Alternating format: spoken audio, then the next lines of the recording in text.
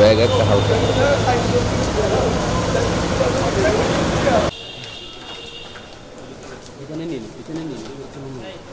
আমরা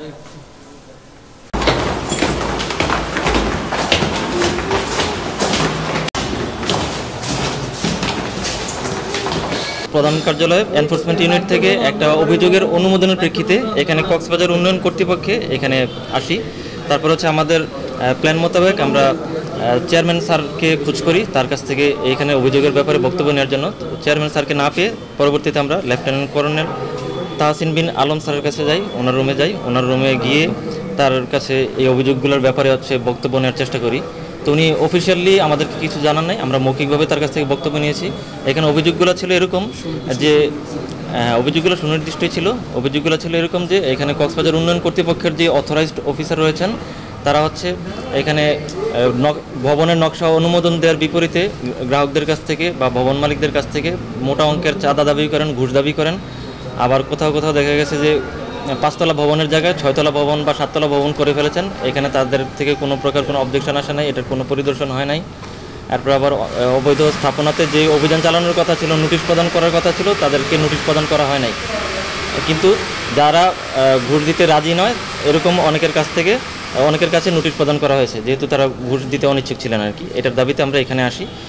তো এখানে লেফটেন্যান্ট কর্নেল তাহসিন বিন আলম স্যার জানান যে এখানে আসলে ঘুষ চাওয়ার কোনো সুযোগ নেই। কেউ যদি কোর্ট বেনে এই কাজগুলো করে থাকেন তাকে অনুমোদন দেওয়া হয়।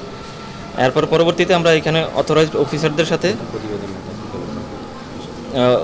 অফিসারদের সাথে কথা বলে তাদের কাছ থেকে বিভিন্ন রেকর্ডপত্র নেওয়ার চেষ্টা করি এবং ইনস্ট্যান্টলি হচ্ছে একজন অভিযোগকারী যিনি হচ্ছেন ভুক্তভোগী হিসেবে এখানে অভিযোগে উল্লেখ এসেছে, তার সাথে আমরা তার মধ্যে 3 জনের সাথে সরাসরি কথা বলার চেষ্টা করি। একজনের ফোন নাম্বার আমরা বন্ধ পেয়েছি, আর একজনের ফাইল থেকে তার নাম্বার পাওয়া যায়নি, এবং আরেকজনকে ফোনে কল করে কথা বলার চেষ্টা করেছি। উনি আসলে পাবলিশ করেন নাই তার কাছ থেকে কে ঘুষ দাবি করেছেন বা চাঁদা দাবি করেছেন, এর নামটা প্রকাশ করতে চান নাই।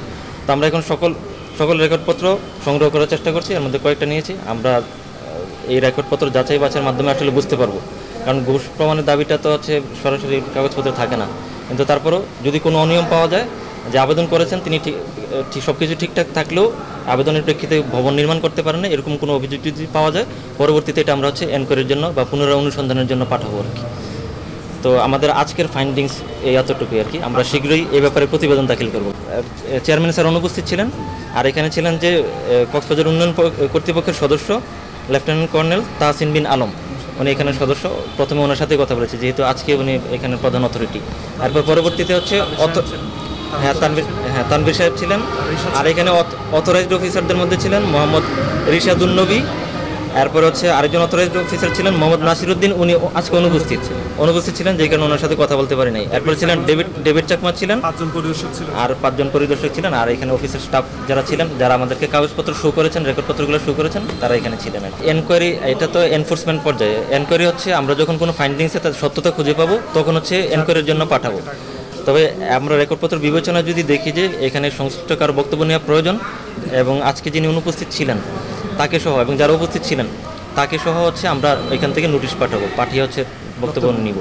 এটা অপরাধের পর্যায়ে পড়ে। যদি এরকম হয় যে বিধিমালা অনুযায়ী, ককের যে গাইডলাইন আছে, নির্দেশমালা অনুযায়ী সি বিচের 300 মিটারের ভিতরে কোনো ভবন নির্মাণ করতে পারবে না, এবং এটার দায়িত্ব হচ্ছে কক্সবাজার উন্নয়ন কর্তৃপক্ষের, অনুমোদন দেওয়ার কক্সবাজার উন্নয়ন কর্তৃপক্ষের দায়িত্ব, তাহলে হচ্ছে তারা অবশ্যই এটা দোষী। এবং এটা আমরা হচ্ছে ম্যানুয়াল দেখে এবং হচ্ছে ওইখানে সরেজমিনে পরিদর্শন করে যাচাই করে যদি এটা পাই তাহলে হচ্ছে তারা অবশ্যই দোষী।